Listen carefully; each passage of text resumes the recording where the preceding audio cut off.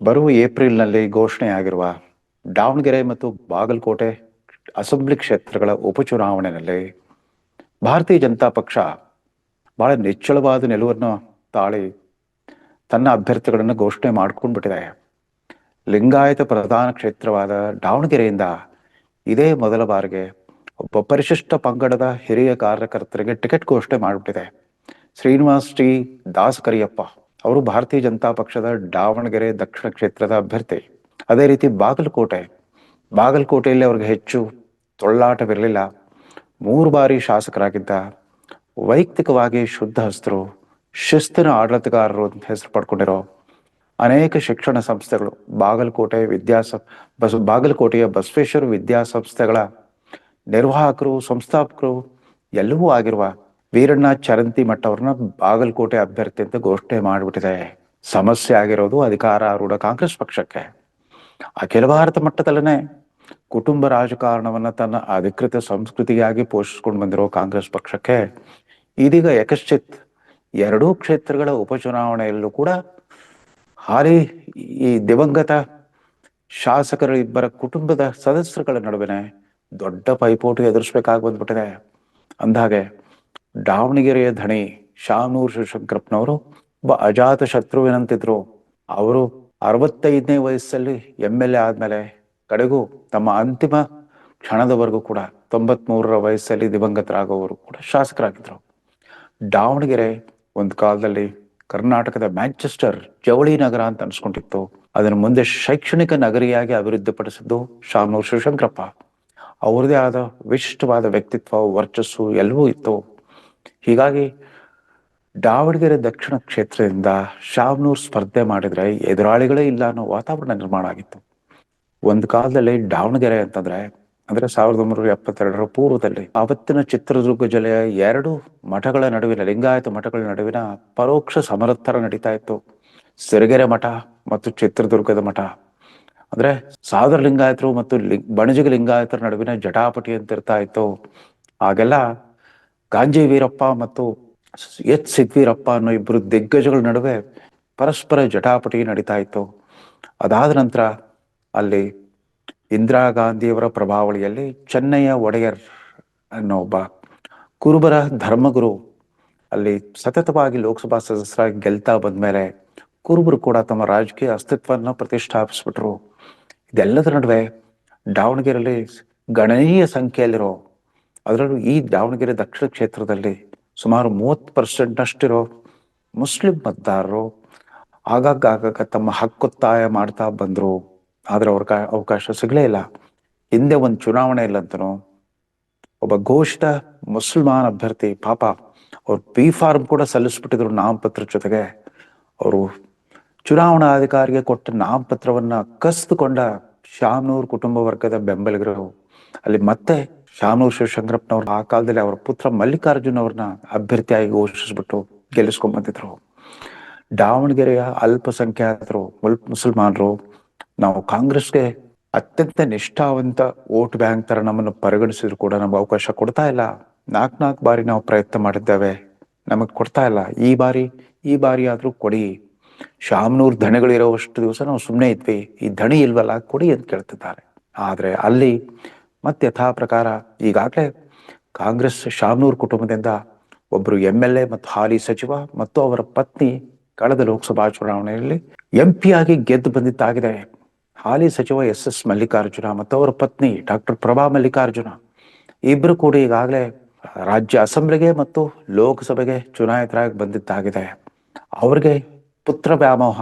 ಮಲ್ಲಿಕಾರ್ಜುನ ಅನೇಕ ಬಾರಿ MLA ಮಂತ್ರಿ ಆಗಿದ್ರು ಕೂಡ ಅವರ ತಂದೆಯವರು ಮಾಡಿದ ಕೆಲಸಕ್ಕೆ ಹೋಲಿಸಿದ್ರೆ ಮಲ್ಲಿಕಾರ್ಜುನ ಏನ್ ಮಾಡಿದ್ದಾರೆ, ಮಂತ್ರಿಯಾಗಿ ಯಾವ ಇಲಾಖೆಗೆ ಏನೇನ್ ಮಾಡಿದ್ದಾರೆ ಅಂತ ಕೇಳಿದ್ರೆ ಅಂತ ಹೇಳ್ಕೊಳ್ಳುವಂತ ದೊಡ್ಡ ಕೊಡುಗೆ ಏನು ಕಾಣೋದಿಲ್ಲ. ಅವರು ದಾವಣಗೆರೆ ಹೊರತುಪಡಿಸಿ ಬೇರೆ ಜಿಲ್ಲೆಗಳಲ್ಲಿ ಅಪರಿಚಿತರಂತೆ ಬದುಕ್ಬಿಟ್ಟಿದ್ದಾರೆ.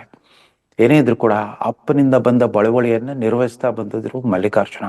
ರಾಜಕಾರಣಕ್ಕೆ ಬೇರೆ ಒಬ್ಬ ಶಾಸಕ ಅಥವಾ ಸಂಸದನಾಗಿ ಚುನಾಯಿಸ್ಲಿಕ್ಕೆ ಕನಿಷ್ಠ ವಿದ್ಯಾರ್ಹತೆ ಅಂತೂ ಇಲ್ವೇ ಇಲ್ಲ, ಸಂವಿಧಾನದಲ್ಲಾಗ್ಲಿ ಕಾನೂನಲ್ಲಾಗ್ಲಿ.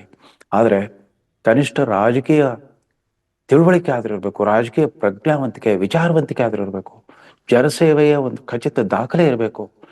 ರಾಜಕಾರಣದಲ್ಲಿ ಜಾತಿ ಮತ್ತು ಹಣದ ಹೊರತುಪಡಿಸಿ ವಿಶಿಷ್ಟವಾದ ನಾಯಕತ್ವದ ಪ್ರತಿಭೆ ಇರಬೇಕು. ಇದ್ಯಾವುದೂ ಇಲ್ಲ. ಈ ಎರಡೂ ಕ್ಷೇತ್ರಗಳು ನೋಡಿ, ಕಾಂಗ್ರೆಸ್ ಪಕ್ಷಕ್ಕೆ ಎರಡು ರಾಜಕೀಯ ಕುಟುಂಬಗಳ ಜಹಗೀರ್ ತರ ಆಗೋಗ್ಬಿಟ್ಟಿದೆ. ದಾವಣಗೆರೆ ತಮ್ಮ ಕುಟುಂಬದ ಜಹಗೀರು ಅಂತ ಶಾಮನೂರು ಕುಟುಂಬದ ವಿವಿಧ ಸದಸ್ಯರುಗಳು, ಬರೀ ಮಲ್ಲಿಕಾರ್ಜುನ ದಂಪತಿಗಳು ಮತ್ತು ಅವರ ಪುತ್ರ ಮಾತ್ರವಲ್ಲ, ಅವರ ಶಾಮನೂರವರ ಮತ್ತೊಬ್ಬ ಪುತ್ರ ಕೂಡ ಗಣೇಶ್ ಕೂಡ ತಾನೂ ಅಭ್ಯರ್ಥಿ ಆಗ್ಬೇಕು ಅಂತ ಕಾಂಗ್ರೆಸ್ ಟಿಕೆಟ್ ಕೇಳಿದ್ದಾರೆ. ಅವರಿಗಾಗಲೇ ನಾಮಪತ್ರ ಕೂಡ ಸಲ್ಲಿಸ್ಬಿಟ್ರಂತೆ. ಇವತ್ತು ಬೆಳಗ್ಗೆ ಮಲ್ಲಿಕಾರ್ಜುನ ಮತ್ತು ಡಾಕ್ಟರ್ ಪ್ರಭಾ ಮಲ್ಲಿಕಾರ್ಜುನ ದೊಡ್ಡ ಮೆರವಣಿಗೆಯಲ್ಲಿ ತಮ್ಮ ಪುತ್ರ ಸಮರ್ಥನನ್ನ ಕರ್ಕೊಂಡು ಹೋಗ್ಬಿಟ್ಟು ಕಾಂಗ್ರೆಸ್ನ ಟಿಕೆಟ್ ಘೋಷಣೆ ಆಗದೆ ಇದ್ರು ಕೂಡ ನಾಮಪತ್ರವನ್ನು ಸಲ್ಲಿಸ್ಬಿಟ್ಟಿದ್ದಾರೆ. ಹೈಕಮಾಂಡ್ ನಮಗ್ ಕೊಟ್ಟೇ ಕೊಡುತ್ತೆ ಅನ್ನೋ ಆತ್ಮವಿಶ್ವಾಸ ಪ್ರಕಟಿಸುತ್ತಾರೆ. ನಾಮಪತ್ರ ಸಲ್ಲಿಸಿರೋ ಈ ಯುವಕ ಸಮರ್ಥ ದಾವಣಗೆರೆಯಲ್ಲಿ ಕಾಂಗ್ರೆಸ್ ಪಕ್ಷ ಕಟ್ಟಿದ್ದೇ ನಮ್ಮ ತಾತ ಶಾಮನೂರು, ನೀವು ಅವ್ರ ಕತೆ ಓದ್ಕೊಂಡಿಲ್ವಾ ಅಂತ ಮಾಧ್ಯಮದವ್ರನ್ನೇ ಪ್ರಶ್ನಿಸ್ತಾ ಇದ್ದಾರೆ. ಹೆಸರು ಸಮರ್ಥ ಇರ್ಬೋದು, ಆದ್ರೆ ದಾವಣಗೆರೆಯಲ್ಲಿ ಕಾಂಗ್ರೆಸ್ ಪಕ್ಷದಲ್ಲಿ ಅವ್ರಿಗಿಂತ ಸಮರ್ಥರಾದ, ಯೋಗ್ಯರಾದ, ಅವ್ರಿಗಿಂತ ಹೆಚ್ಚು ಕ್ರಿಯಾಶಾಲಿಯಾದ, ಅನುಭವಿಗಳಾದ ಬೇರೆ ಯಾವ ನಾಯಕರು ಇಲ್ವಾ? ಕಾಂಗ್ರೆಸ್ಗೆ ಇಡೀ ರಾಷ್ಟ್ರಾದ್ಯಂತ 100ಕ್ಕೆ 100ರಷ್ಟು ನಿಷ್ಠೆ ತೋರಿಸ್ತಾ ಬಂದಿರೋ ಮುಸಲ್ಮಾನ್ ಬಾಂಧವರಿಗೆ ಯಾರು ಯೋಗ್ಯ ಅಭ್ಯರ್ಥಿಗಳು ಇಲ್ವೇ ಇಲ್ವಾ? ಅದ್ಯಾಕೋ ಇದೇ ಮೊದಲ ಬಾರಿಗೆ ಅಲ್ಲಿ ಮುಸಲ್ಮಾನರು ಕೂಡ ರೊಚ್ಚಿಗೆದ್ದಿದ್ದಾರೆ. ಸಾದಿಕ್ ಪೈಲ್ವಾನ್ ಅನ್ನೋ ನಾಯಕರು ಇವತ್ತಾಗ್ಲೇ ಹೋಗ್ಬಿಟ್ಟು ನಾಮಪತ್ರ ಸಲ್ಲಿಕೆ ಮಾಡಿಬಿಟ್ರು. ಅವ್ರಿಗೆ ತುಂಬಾ ಆತ್ಮವಿಶ್ವಾಸ ಇದೆ ಅಂತ ಹೈಕಮಾಂಡ್ ಈ ಬಾರಿ ಮುಸಲ್ಮಾನರಿಗೆ ಕೈ ಬಿಡಲ್ಲ, ತಮಗೆ ಟಿಕೆಟ್ ಕೊಡುತ್ತಂತೆ. ಶಾಮನೂರ್ ಕುಟುಂಬದ ಅವರ ಧನಬಲ, ಜಾತಿ ಬಲ ಮತ್ತೆ ಇತರ ಸಂಪನ್ಮೂಲಗಳ ಕಾರಣದಿಂದಾಗಿ ದಾವಣಗೆರೆ ಕ್ಷೇತ್ರ ಕಳೆದ 20 ವರ್ಷಗಳಿಂದ ಎರಡು ಸಮೀಪದ ಲಿಂಗಾಯತ ಕುಟುಂಬ, ಸಿರಿವಂತ ಲಿಂಗಾಯತ ಕುಟುಂಬಗಳ ನಡುವಿನ ಅಖಾಡ ಆಗೋಗ್ಬಿಟ್ಟಿದೆ. ಇದುವರೆಗೂ ಲೋಕಸಭೆಗೆ ಆರಿಸಿ ಬರ್ತಾ ಇದ್ದ GM ಸಿದ್ದೇಶ್ವರ್ ಕುಟುಂಬ, ಮತ್ತೊಂದು ಕಡೆ ಶಾಮನೂರ್ ಕುಟುಂಬ. ಶಾಮನೂರ್ ಕುಟುಂಬದಲ್ಲಿ ಇಬ್ರು ಈಗಾಗಲೇ ಒಂದಿಲ್ಲ ಒಂದು ಸ್ಥಾನದಲ್ಲಿದ್ದಾಗ ಕಾಂಗ್ರೆಸ್ ಪಕ್ಷಕ್ಕೆ ಆ ನೈತಿಕ ದ್ರಾಷ್ಟ ಇಲ್ವಾ? ಸಾಕು, ನಿಮ್ ಕುಟುಂಬದವ್ರು ಇಬ್ರು ಕೊಟ್ಟಿದ್ದೇವೆ, ಹೊಸಬಿಗೆ ಕೊಡೋಣ, ಇತರ ಸಮುದಾಯದವರು ಕೊಡೋಣ, ನಿಮಗಿಂತ ಯೋಗ್ಯರಾಗಿರೋ ಮತ್ತೊಬ್ಬ ಲಿಂಗಾಯತ ಅಭ್ಯರ್ಥಿ ಕೊಡೋಣ ಅಂತ ಹೇಳೋ ಶಕ್ತಿ, ಸಾಮರ್ಥ್ಯ ಹೈಕಮಾಂಡ್ ಹೋಗ್ಲಿ ಮಾನ್ಯ ಸಿದ್ದರಾಮಯ್ಯನವರು ಮತ್ತು DK ಶಿವಕುಮಾರ್ ಅವ್ರಿಗಿಲ್ವಾ? ವ್ಯಕ್ತಿಗತವಾದ ಅಂಥ ಗಟ್ಟಿತನ ಅವರಲ್ಲಿಲ್ವಾ? ಬಾಗಲಕೋಟೆಯಲ್ಲಿ ಮತ್ತೊಂದು ತರದ ಸಮಸ್ಯೆ. ಅಲ್ಲಿ ಆ ಸೀಟ್ ಖಾಲಿಯಾಗಿದ್ದೆ ಮಾಜಿ ಸಚಿವ ಮತ್ತು ಶಾಸಕ HY ಮೇಟಿ ಅವರ ನಿಧನದಿಂದಾಗಿ. ಇದೀಗ ಸಿದ್ದರಾಮಯ್ಯನವರು ಏನೇ ಆಗ್ಲಿ ಆ ಮೇಟಿ ಅವರಿಂದಾಗಿ ಅದು ತಮ್ಮ ಕುರುಬ ಜನಾಂಗಕ್ಕೆ ಮೀಸಲಾಗಿದ್ದ ಕ್ಷೇತ್ರ ಅನ್ನೋ ಒಂದು ಹೆಗ್ಗಳಿಕೆ ಪಡ್ಕೊಂಡಿತ್ತು ಬಾಗಲಕೋಟೆ. HY ಮೇಟಿ ಅವರು 3 ಬಾರಿ ಗೆದ್ದಿದ್ರು, BJP 3 ಬಾರಿ ಗೆದ್ದಿತ್ತು.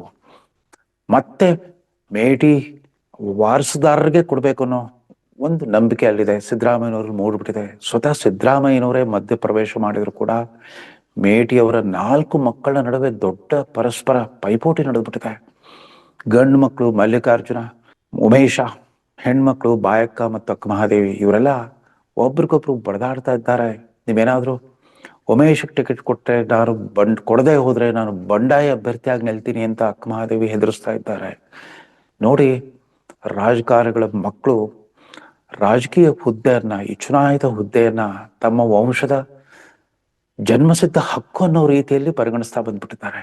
ಕಾಂಗ್ರೆಸ್ನ ಬುದ್ಧಿಜೀವಿ ನಾಯಕ ಶಶಿ ತರೂರ್ ಹೇಳಿದಾಗ, ಈ ಸೋನಿಯಾ ಗಾಂಧಿ ಕುಟುಂಬವೇ ರಾಜಕೀಯ ಹುದ್ದೆಯನ್ನ, ಪ್ರಧಾನಮಂತ್ರಿ ಪದವಿ ತಮ್ಮ ಜನ್ಮಸಿದ್ಧ ಹಕ್ಕು ಅನ್ನೋ ಒಂದು ಮಾದರಿಯನ್ನು ಈ ದೇಶ ಮುಂದಿಟ್ಟುಬಿಟ್ಟಿದೆ, ಅದನ್ನು ಸಾಬೀತು ಮಾಡಿಬಿಟ್ಟಿದೆ ಅಂತ ಇತ್ತೀಚೆಗೆ ಒಂದು ಹೇಳಿಕೆ ಕೊಟ್ಟು ವಿವಾದಕ್ಕೀಡಾಗಿದ್ರು.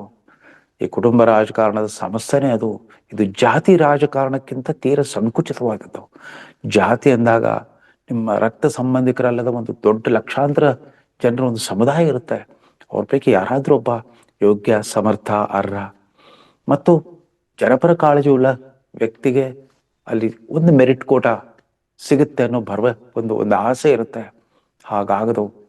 ಈ ಕುಟುಂಬ ರಾಜಕಾರಣದ ಮರ್ಜಿ ಮುಲಾಜುಗಳಿಂದಾಗಿ ಒಂಥರ ಗೇಟೆಡ್ ಕಮ್ಯುನಿಟಿ, ಒಂದು ಕುಟುಂಬ, ರಾಜಕೀಯ ಕುಟುಂಬ ಅಂದ್ರೆ ಒಂದು ಗೇಟೆಡ್ ಕಮ್ಯುನಿಟಿ ಬರ್ತಾ ಬರ್ತಾ ಕರ್ನಾಟಕದಲ್ಲಿ, ಅದರಲ್ಲೂ ವಿಶೇಷವಾಗಿ ಕಾಂಗ್ರೆಸ್ ಪಕ್ಷದಲ್ಲಿ ಮಂತ್ರಿಗಳ ಮಕ್ಕಳು ಮಂತ್ರಿಗಳಾಗಬೇಕು, MLAಗಳ ಮಕ್ಕಳು MLA ಆಗಬೇಕು, MP MLCಗಳ ಮಕ್ಕಳೇ MP MLC ಆಗಬೇಕು.